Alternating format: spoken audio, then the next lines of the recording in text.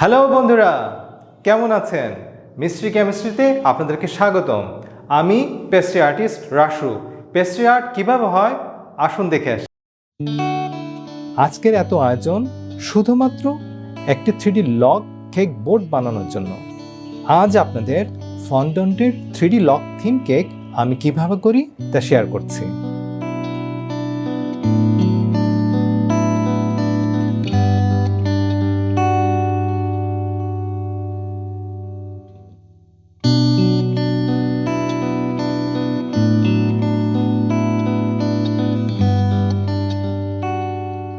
Interesting ব্যাপার হচ্ছে, আজকের প্রথম পর্বে কোনো ধরনের কেক বানানো ছাড়াই শেষ করব।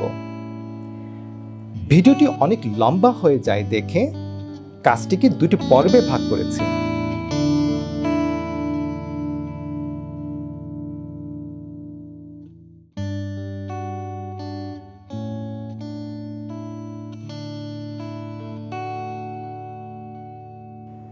আমি চেষ্টা করছি আপনাদেরকে একটু এক্সেপশনাল কিছু করে দেখাতে। তারই একটি ছোট্ট চেষ্টা করছি কেবলমাত্র।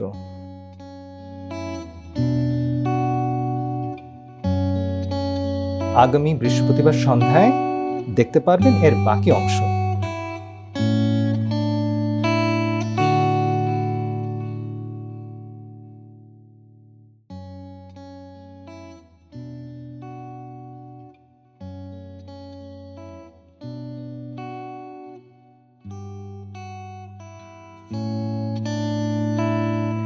কাটা গাছের রিয়েল লুক আনার জন্য আমি ফন্ডন্ট লিফ শেপিং টুল ব্যবহার করছি।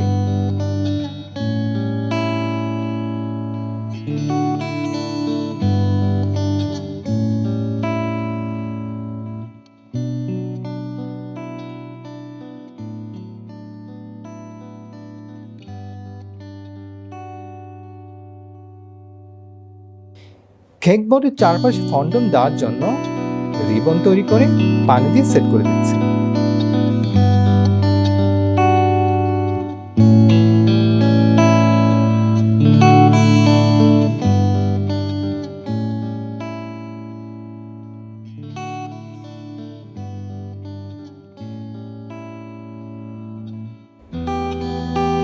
এখন বেশ মোটা করে ফন্ডন্টের রিবন বানাচ্ছি কেক বোর্ডের বাইরের অংশের গাছের ছালের ইফেক্ট আনার জন্য।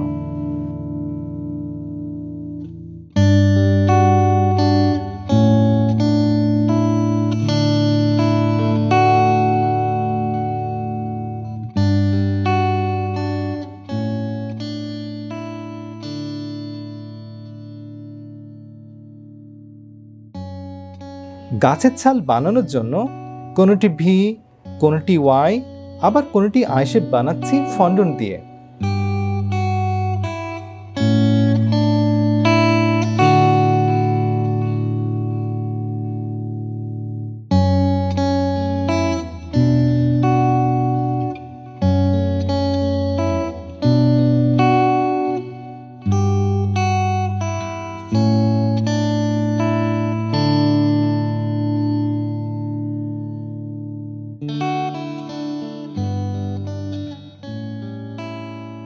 মডেলিং চকলেট দিয়ে যেভাবে খুব সহজেই 3D এর কাজ করা যায়, সেভাবে এই ধরনের কাজে ফন্ডন্টটি করা বেশ কষ্টসাধ্য ও চ্যালেঞ্জিং, তবে অসম্ভব নয়।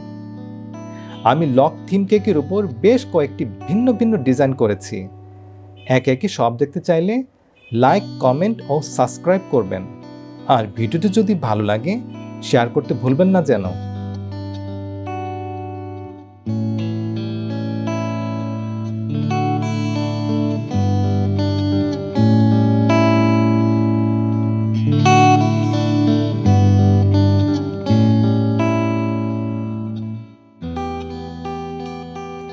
এবং এগুলো কেক বোর্ডের চারপাশে সেট করে বাড়তি অংশটুকু কেটে দিচ্ছি।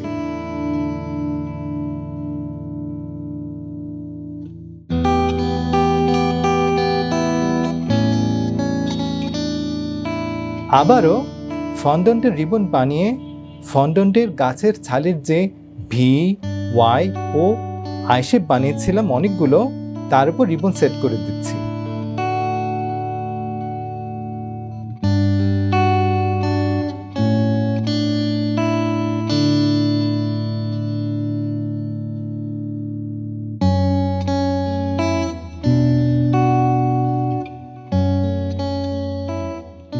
সেট করার পর ফন্ডন্ট লিফ টুলের সাহায্যে গাছের ছালের ইফেক্ট আনার জন্য আঁচড়ে দিচ্ছি।